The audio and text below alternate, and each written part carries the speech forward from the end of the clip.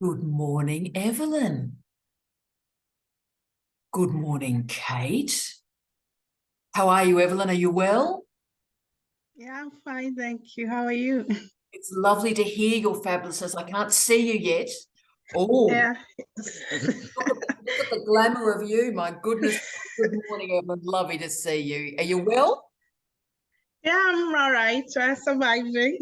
Oh, well, we'll talk all about survival and how to get you to thriving shortly. It's lovely to see Yeah. Queen Maeve. Maeve's had a hell of a week, Maeve. How are you, Maeve? Still here, still Still, here. yeah, still crazy after all these years, as fantastic Willie would say. Great to see her. Sophia's in looking glamorous. How are you, Sophia? I feel like I need to show up for my fairy goth mother, Tara. Thank you very much. I thought I was trying to not be goth today, and then I sort of put the screen on and I went, still goth, still goth. Embrace it. Embrace it. Try to look light and happy and still goth, mate. Still goth. You look fantastic. There's a bit of interesting curtain work behind you. What's going on there? I'm joining from Lutruwita, Tasmania, so it's freezing cold, and I have these very heavy velvet curtains that try and trap the small amount of warmth that exists into my home.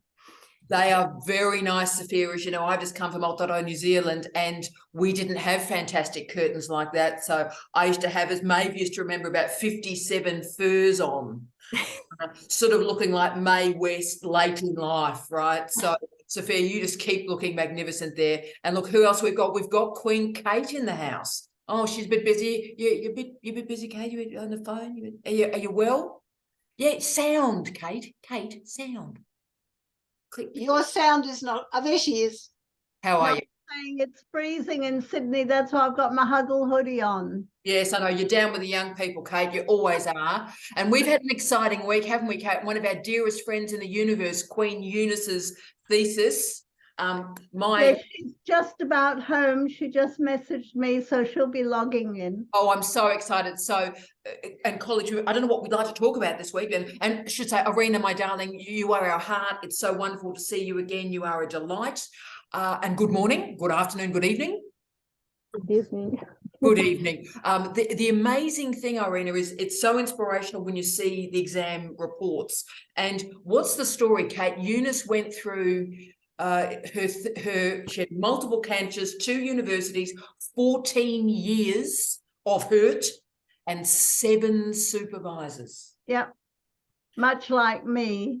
Oh, and then Kate will do Kate's saga. There certainly is Sophia, we're going to do that. But the amazing thing about Eunice is that the reports, which I don't know if you've seen them yet, Kate, they are the greatest reports I've ever seen. I know. One of them is like, this is the finest thesis I've ever read. I don't get look, I'm going again. This is one human being could write this thesis.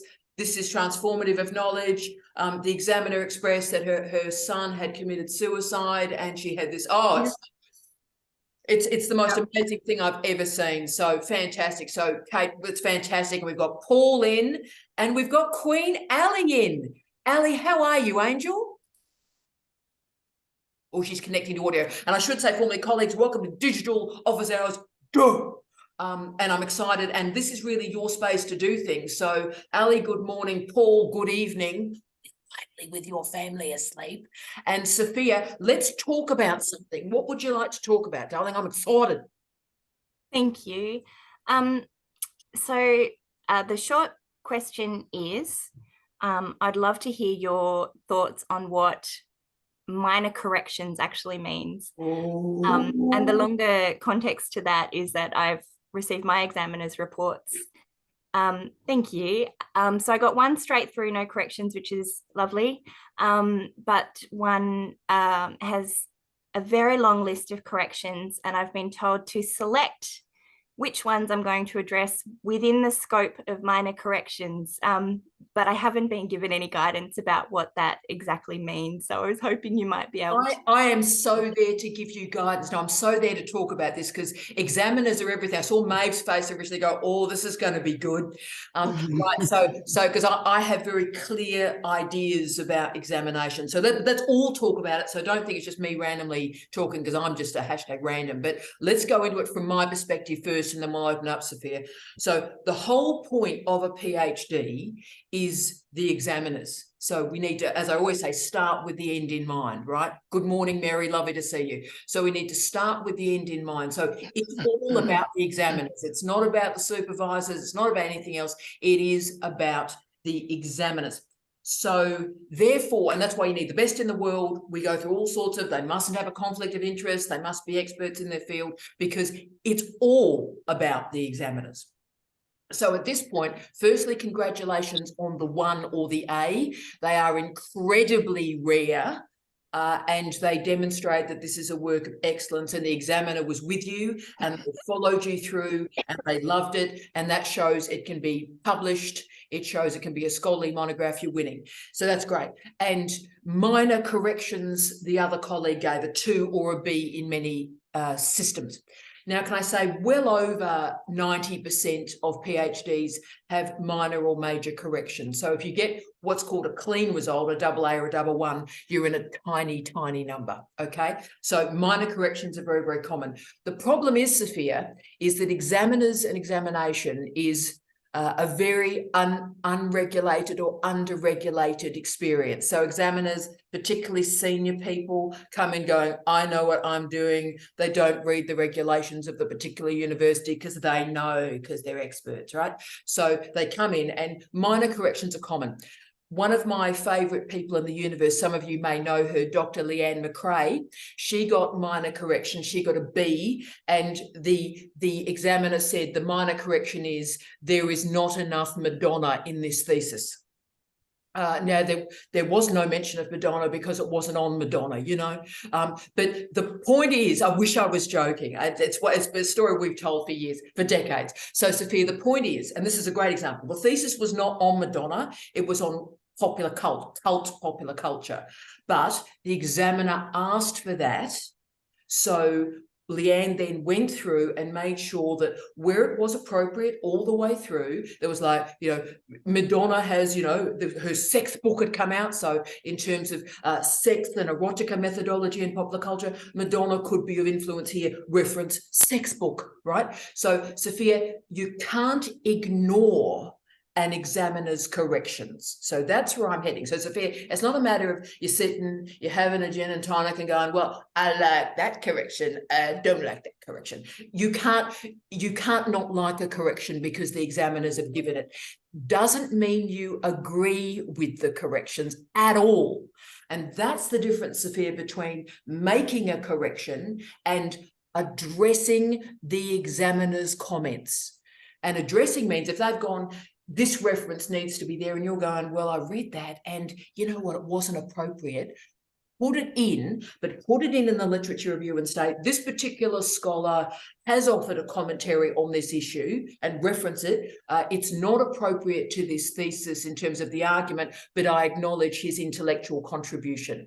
So, Sophia, when you get those minor corrections like you've got, it's quite humiliating. I understand that when you get the examiner's reports and you go, this is a great thesis, and someone who clearly has no life, Sophia, okay? Someone has read your has read your thesis, and they've gone, you know, they haven't got a family, they haven't got a life, they've got no leisure time, and they go through and list every possible correction that they think they can find in your thesis. And that's what's happened to you. One is clear and one's gone, let me be really pedantic. So Sophia, go with it and address every single one. Don't have to agree with it, but take it a line at a time and weave it into the thesis that shows intellectual generosity, shows internationalization, and that you are a robust, peer-reviewed human and you're making a real difference. So Sophia, is that helping a little bit?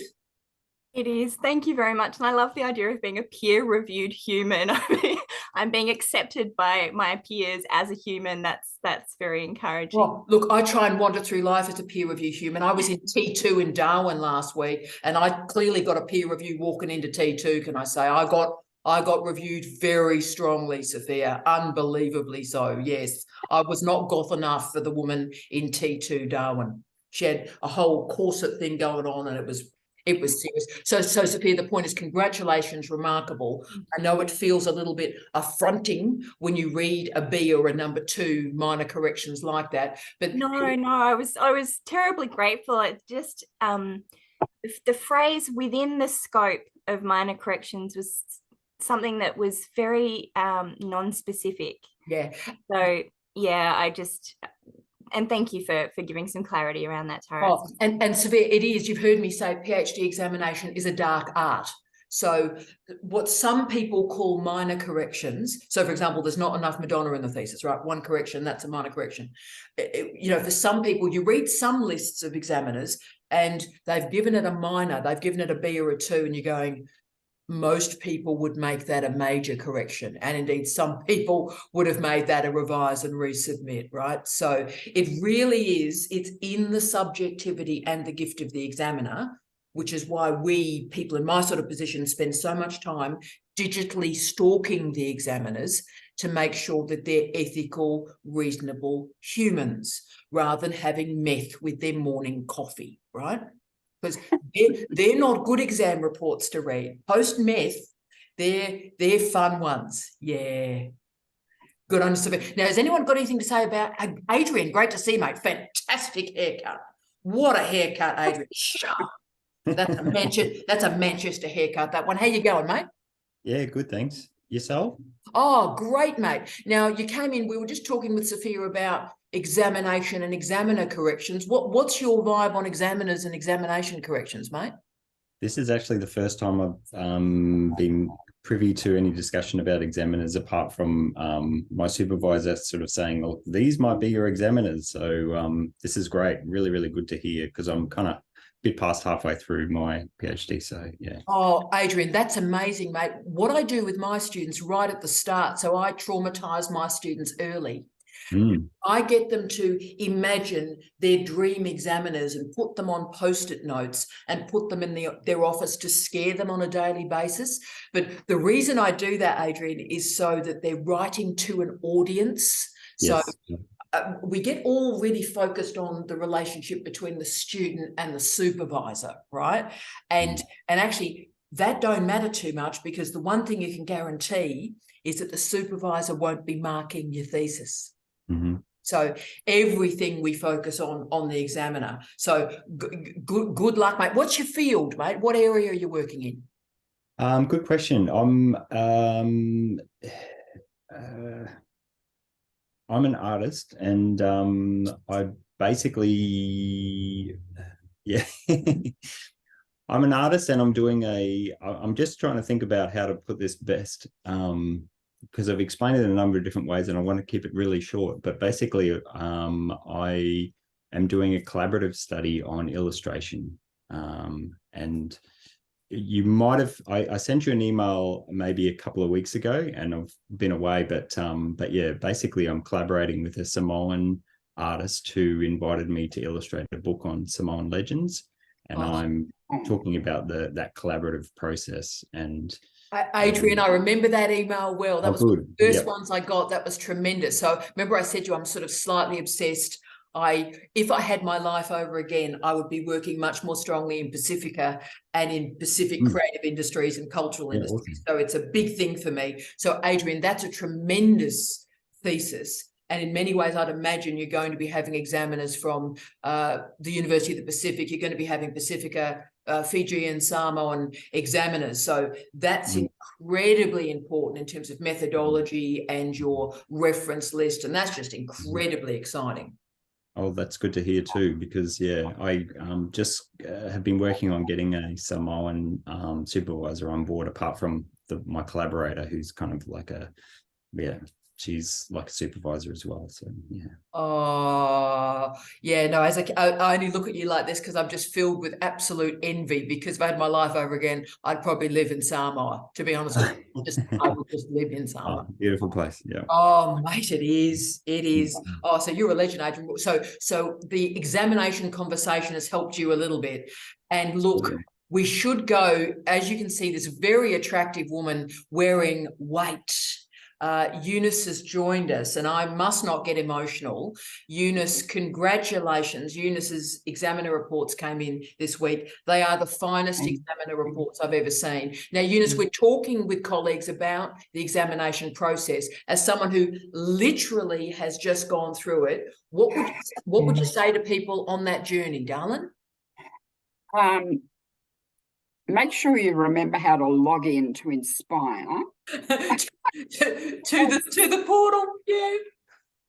Because I was literally just at the end of the day, you know, I had a busy working day, and I thought, I'll just go through and clear all these. I've got, you know, Flinders Uni, UWS, I've got all these different unis that I belong to, and apart from my own emails, and I thought I'll just clear the decks, and I thought, oh, there's never really much in Flinders that's rubbish, you know, which is what I was trying to get rid of. And I thought, oh, look, just have a look before you shut the thing down, you know. Had a look, and the results are in. I'm like, what? And oh my God, you know, and then of course I'm in a mad panic. And it said you had to, I'm thinking, well, where are they? You know, just tell me what they are. That's all I want to know. And you had to log into Inspire. Well, do you think I could get it right? I couldn't get it right. And I thought, oh, for God's sake, this is ridiculous. Eventually, I got in, and oh my God.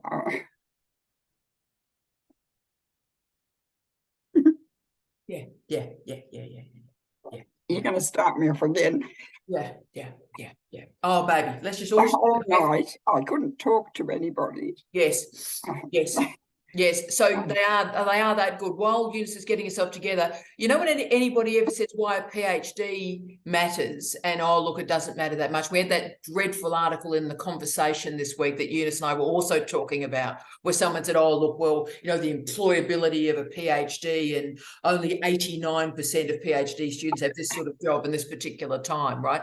And of course, people are forgetting that most PhD students are already in work when they start a PhD and are in work at the end of it, like Eunice. So, and you know, this is why a PhD matters. How you going, Eunice? You ready to speak? No, I'm fine. Absolutely 100% it matters. I mean, I've just turned 70, and I've been walking this road with Kate, who's right next door in the picture. It's been a very unconventional path. It took a long time, 14 years, until I eventually came under your tutelage. Once that happened, it's just exploded. In 6 months, I've been able to write what I wanted to write in the first place, and not what everybody was telling me I had to write. You introduced me to storying, something that the whole point of the thesis was all about, but I was not allowed to talk about that. It was too personal. But it is a personal thesis, and it was really to get the word out there of what children who are born with a congenital bowel disorder go through, like our own son.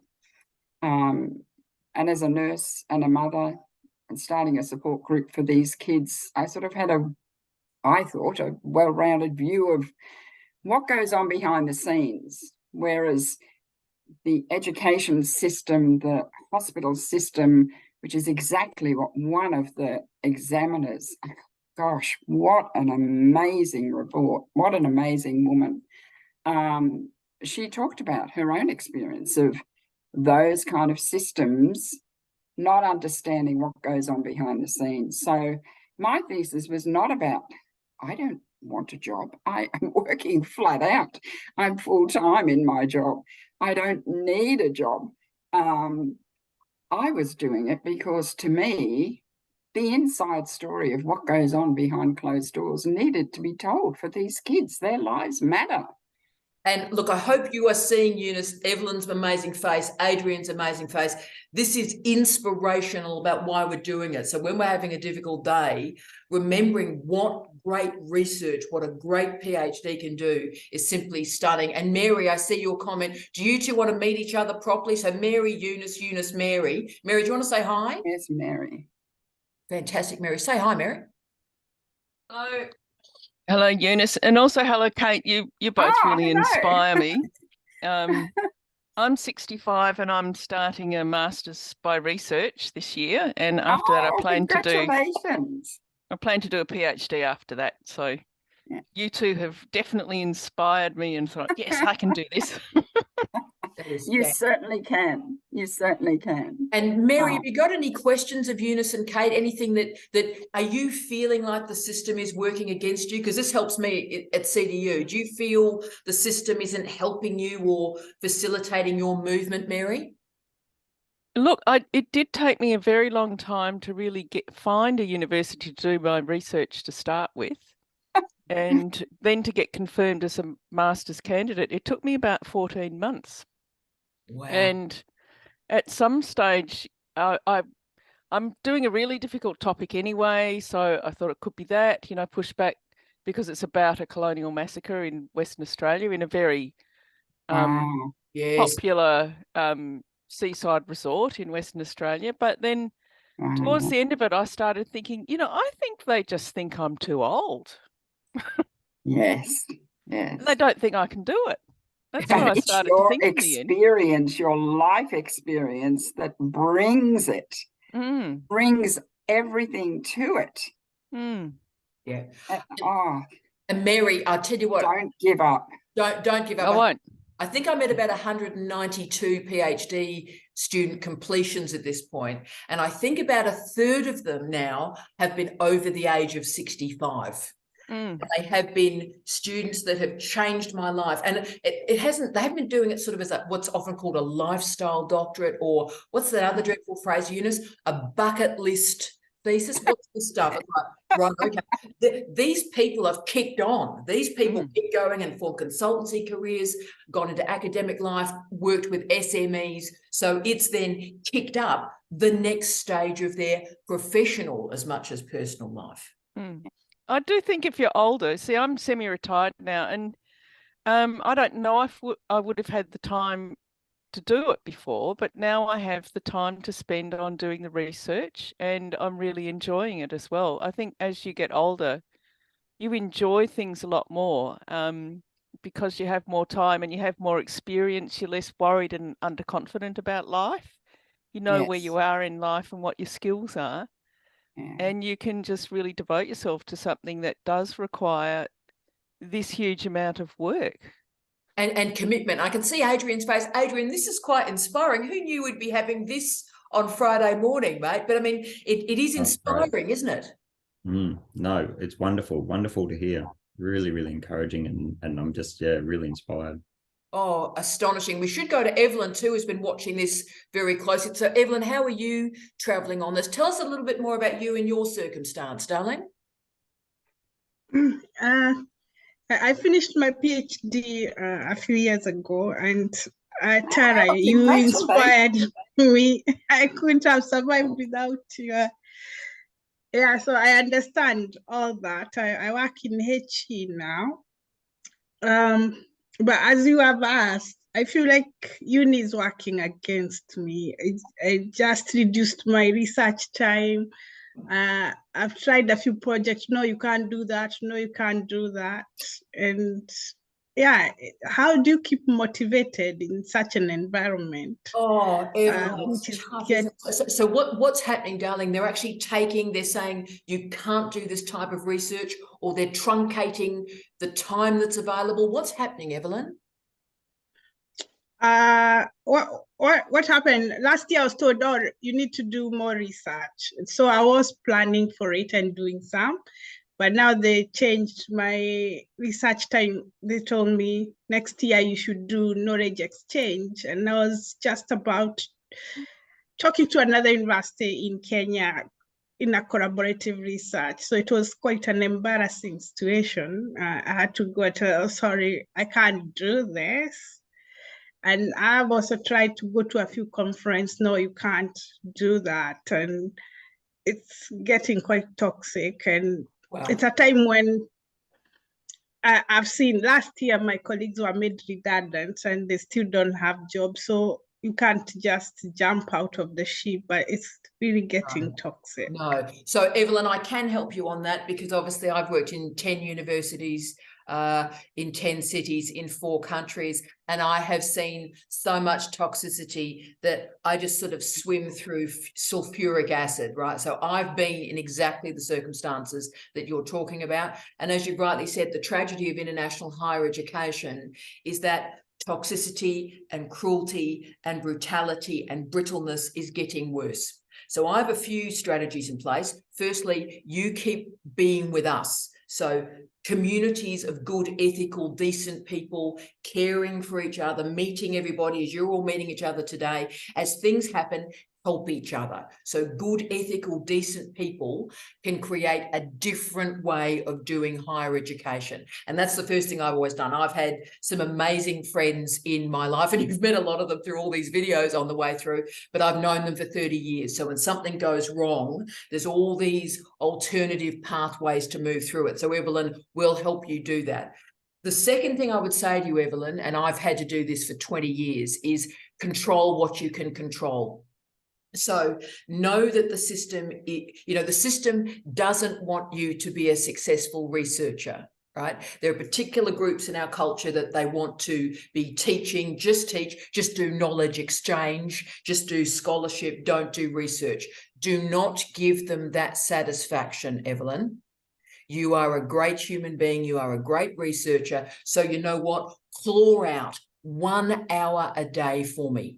1 hour a day, and you do your research 1 hour at a time. And just during this difficult year, get the articles out, Evelyn, and the sense of achievement that you will have from doing that will be incredible, because you're working against the system. And I tell you what, as someone who's had some pretty diabolical people that I've worked with, the greatest revenge, the greatest comeback is getting article after article after article after article out. And that's what I want for you. And I mean, I'm sitting at 54. I don't think I've had any research time in a contract for 14 years. But I'm sitting here with 250 refereed articles and 20 books, because I will not give up.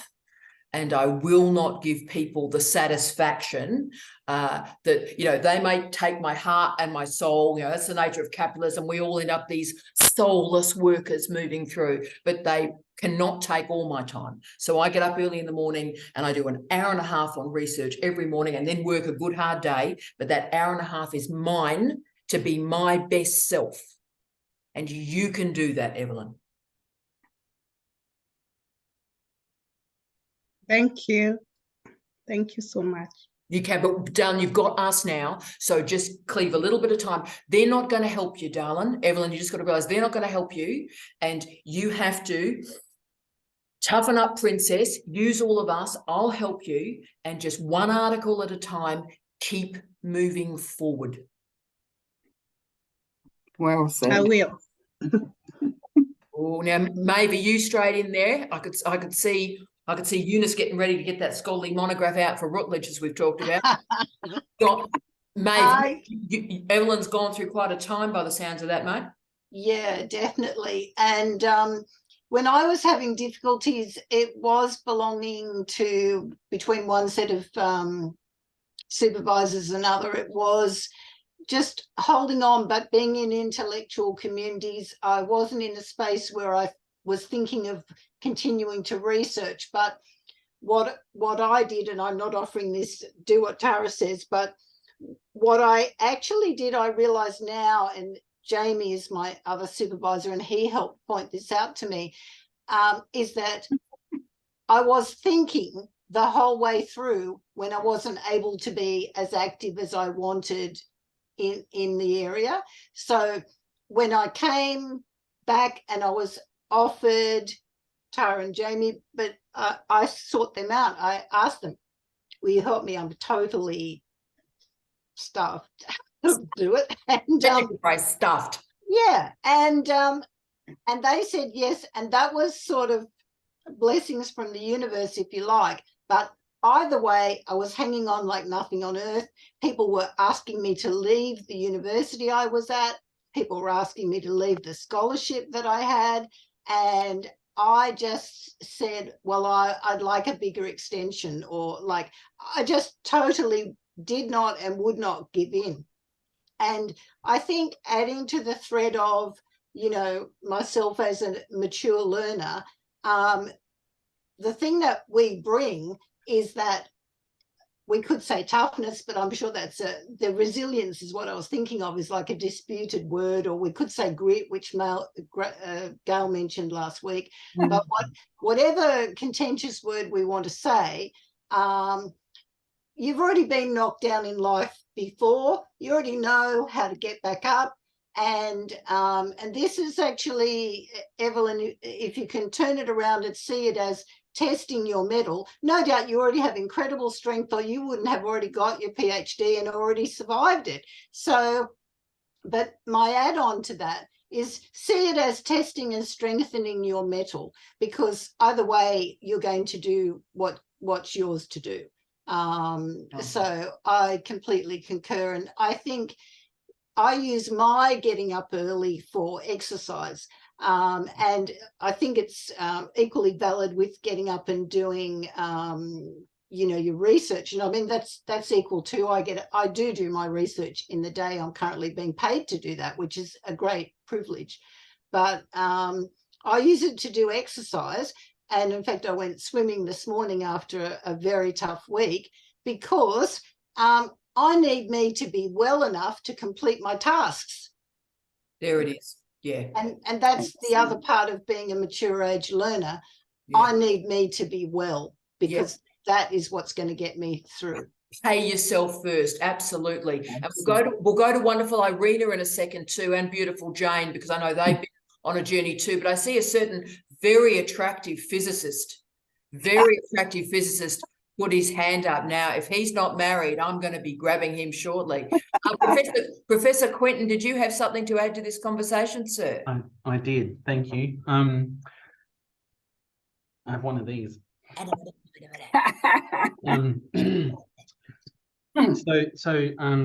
Well said, Maeve. All I was thinking was I was going to ask the people in the room, in post-COVID times, I think all of us are struggling more than ever, you know, with that getting out of bed in the morning and getting ready to tackle the day. Yeah. How do people feel about that? You know, we're living in pretty tough times. Do people feel that that's a challenge on a daily basis now?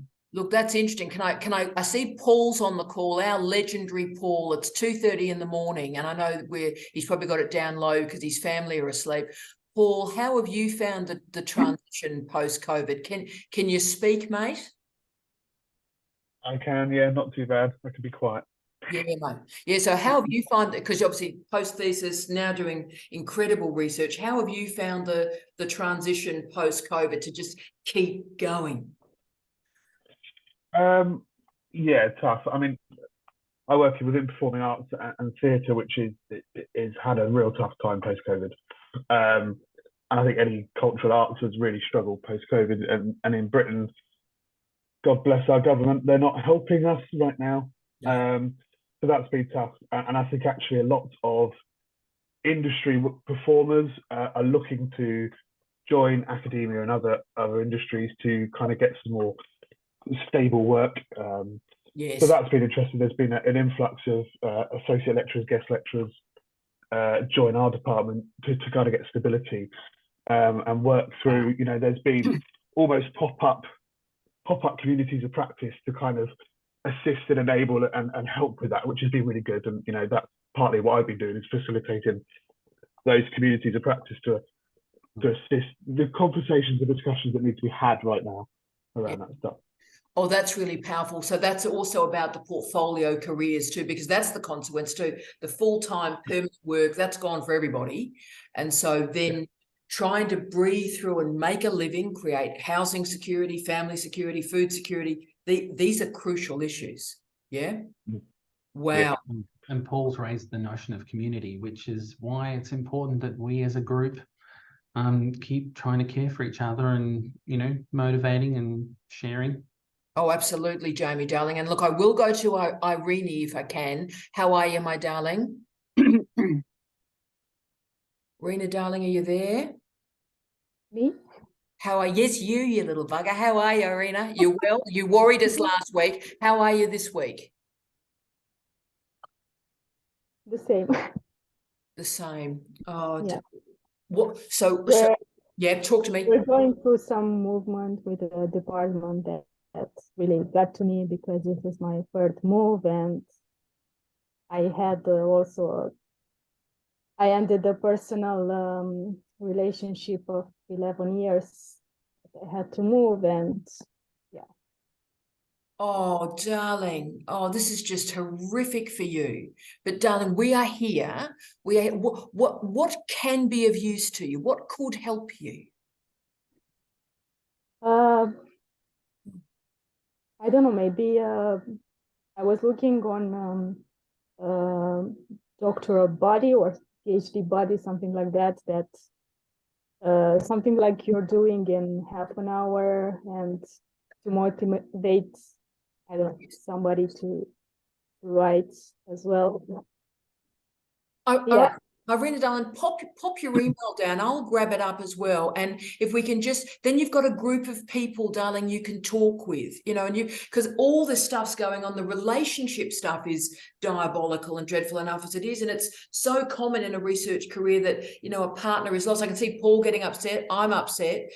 That's huge in itself. And all I'd say to Irina is I know, obviously, JB and I are separated by nations at this point, and it means that, every minute of the day, the first lens is despair, right? Because you don't want to be in this situation. And I really understand the loss, the melancholy, and the terror and the tragedy of what our universities are doing to us. And of course, that puts emotional pressure on people, and then stuff happens. So let's try and find something, darling. I often talk about with you, let's control what we can control. Let's find something that you can autonomously control and do something and create an achievement arc for yourself. And even in that one area, it might make a difference.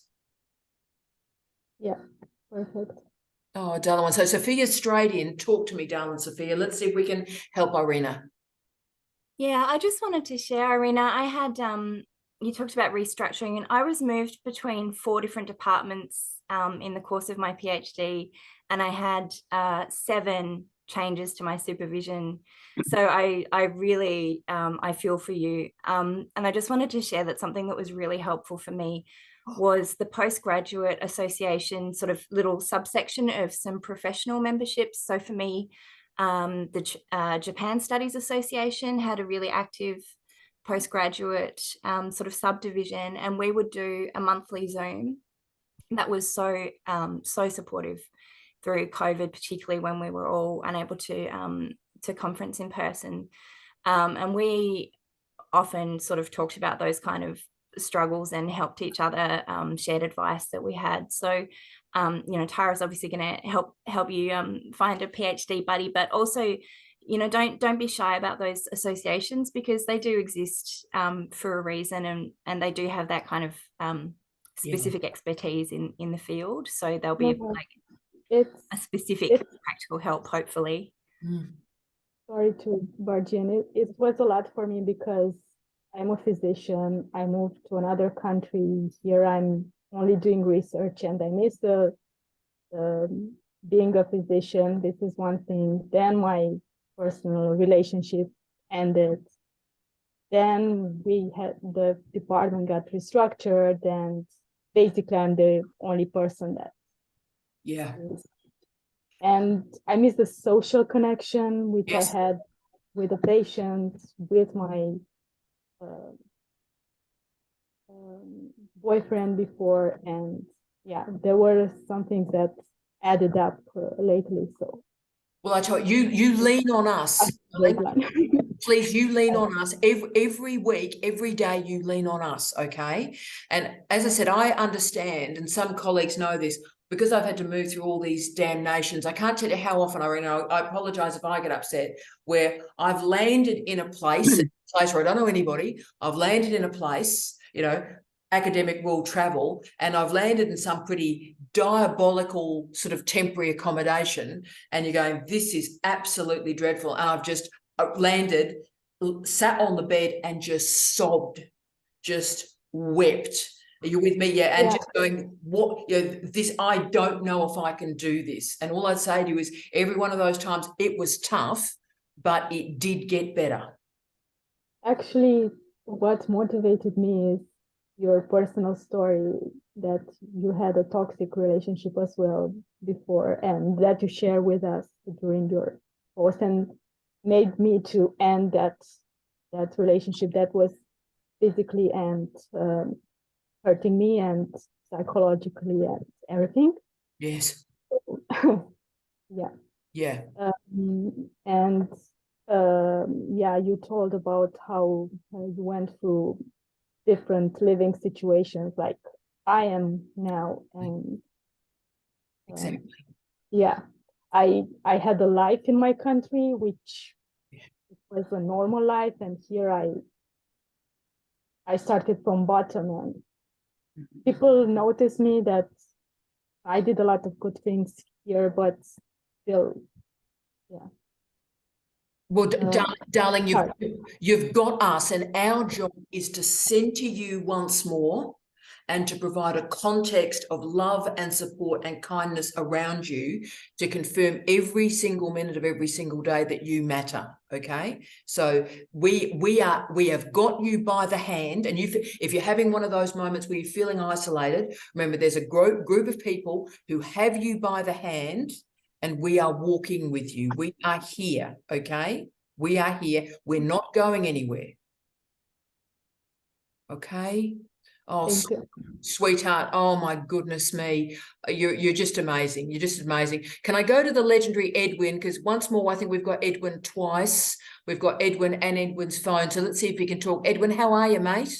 Hello, can you hear me? Oh, I can. It's so lovely to see you again. I can't get through my week without you now, Edwin, just so you know. Last week we were talking about the Sonic, and I got my phone, and basically every time I thought of something, I spoke into my little phone, and then I basically created a list, and then basically of all writing out all the things, and then obviously I repeated a lot of rubbish, and I highlighted the bits and pieces, and that's actually helped me write a section of the paper, which has been good. So yay. Oh, Edwin, so it worked. It did. The sonic to the textual worked. Yeah. So that was quite lovely, because and I tell you what, at 4 o'clock in the morning when I wake up and I think of something, and I've had a lot to think about, because I'm doing several projects, and they're obviously from the PhD, and so my mind's a buzz. Of course, 4 o'clock in the morning, I'm not like you. I can't do the wake up early thing, but yeah, I wake up and I thought, have a little speak on my phone, and then put it down, and I mean, I forget half the stuff I've written, so I'm glad I've actually got it in sonic form, and then I can because some of that stuff is good. You are an absolute triumph, because I have seen with other students and other great mates of mine that have gone through, whatever you think of that phrase, writer's block, right? And the way you handle writer's block is to chip at the block. And one of the ways to do that is just relax with the words sonically. So speak the argument and then transcribe. And so often that works. Oh, that's brilliant, mate. Yeah, so that's been really great. So, yeah.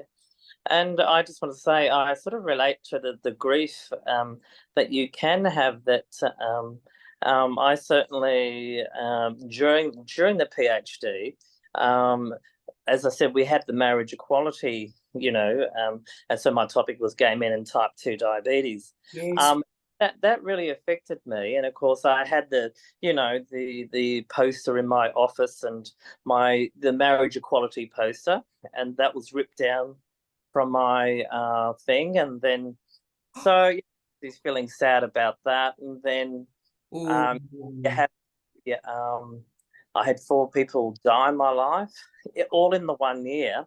So it was a constant thing, and then on social media, because of my topic, you get barrage of negativity and the anti-LGBT, all that type of stuff. So it's certainly not the same thing as a relationship at all. But but I understand that one as well from you. Absolutely. Yeah. But it's the grief, isn't it? It's the grief and the melancholy and the profound sadness that we want life every day to be better than it is, and we get disappointed.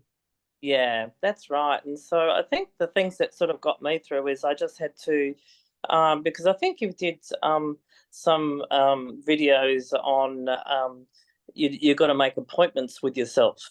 And so basically, even though you feel like crap, you just have to basically, okay, I don't care how I feel, because the feelings come and go. I've got to basically put the make an appointment. Okay, this time of the day, I'm just going to open up, do that, and I'm basically, you know, do what I need to do and have it, you know. And so that has worked. And also I have my mates, of course. So on every Sunday, you know, a boozy Sunday afternoon. So I would always I even in, you know, the acknowledgements, I put my friends in there and said they got me through this PhD. So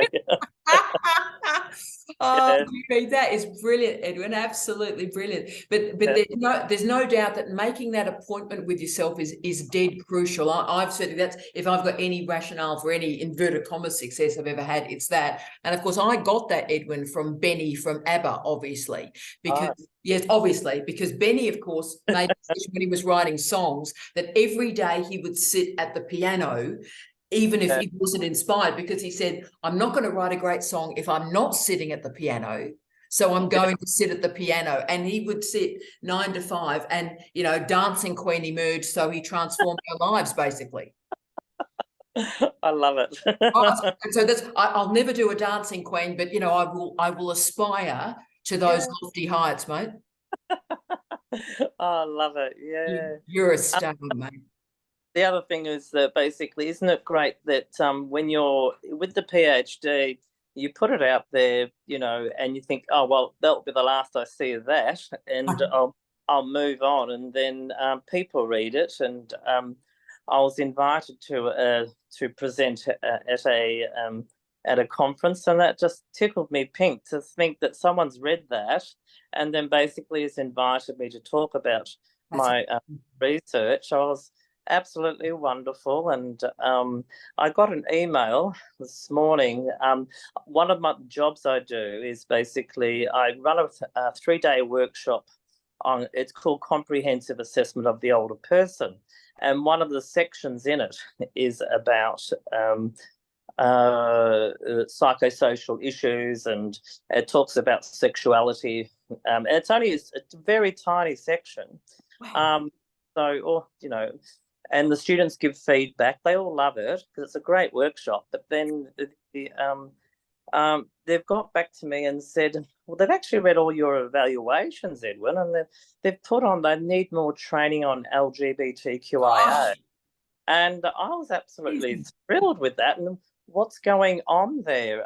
Can you, and of course, obviously, I talk about my PhD as you do, you know, because that becomes part of it. I don't too much about it, but it was awesome. And so they're thinking of, and this is in rural Victoria, and they're trying to, because they've had this interest, they're thinking of running some programs. So. But Edwin, you deserve that. And I think you've provided this incredible light at the end of the tunnel for people in the thesis going, no one will ever read this. Nobody will ever care. It doesn't matter. And then you're showing that, and I tell you what, it is true. The surprises from research and research dissemination, you would never predict them, would you, Edwin? No, not at all. Yeah. So it's been wonderful. Yeah. That is absolutely fantastic. And look, we should finish with the magnificent Anvita, because obviously if people are going to come to Great Club, they need to have a bit of a toilet break as well. But to the lovely Anvita, how are you, my darling? Can we say hi to you? Hi, Dora. I'm good. How are you? You look magnificent. The full screen. Now, is there anything we can help you with, or you wanted to have a chat with this week about? How are you going? Oh, I'm going well, I think. You look fabulous. But so what have you been working on this week? How's the work gone for you this week? So just a bit of context, I'm in the third year of my PhD, slated to finish by March next year. Fingers crossed that I don't have to come to you to ask you for an extension. But you know the date, right? It's going okay. I've been working on writing up my literature review for my thesis this week, as well as working on a systematic review for publication. And since they both are related, I've been writing them up and editing them as I go. I think it's going okay. Able to stick to my timeline at the moment. That's fantastic. So, Anvita, have you found whenever you're doing a literature review, did you feel your brain come out your ear and your small intestine? Do you find that the dullest job in the history of the world? I actually quite enjoy it. Strangely so.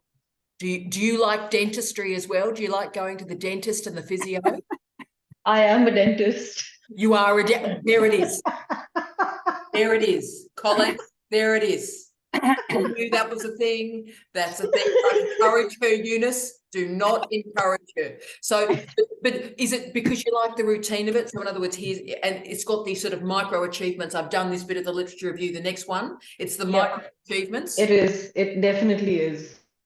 And that's the entire way that I've laid out my thesis, which is structured all of it, micro-structured all of it, and then I hit one of them at a time. So that works for me. Can I say though, you probably would want a dentist who behaves in that way. It's like hopefully, because here's a whole mouth, and let's just do every tooth at the same time and hope for the best. You actually want a little bit of granular attention. But Anvita, I'm so proud of you on that, because I always find them so challenging, because the first sentence and the last sentence out of each paragraph is so complicated, because it just reads like, you know, as Michael said, as argued, and you just go, please, can this stop? My life is like dripping away from me. So you must have the skill to be shaping that nicely. I hope so.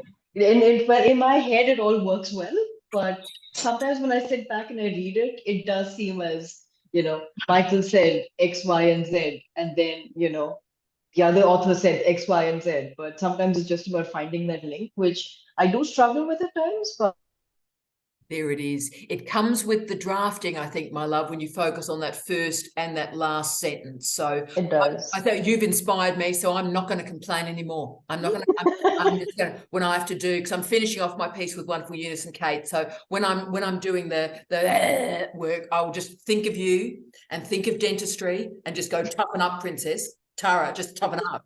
Right, that is fantastic. So colleagues, I'm conscious of time. It's 10:02. As I said, I'm so excited and moved and inspired by you every single week. Please do, as the wonderful Sophia did, please come with questions or topics for all of us to talk about. I mean, I can talk about anything. I can talk about water bottles for probably 3.5 hours. Don't let me do that. So please come, Edwin, come with interesting things, and Vita come with interesting things, and we'll keep changing and challenging the world 1 minute at a time. So I love you all. Congratulations, Eunice. You're the best in the universe. Sophia, we're so proud of you. And for many of you, I'll see you in 10 minutes for Right Club.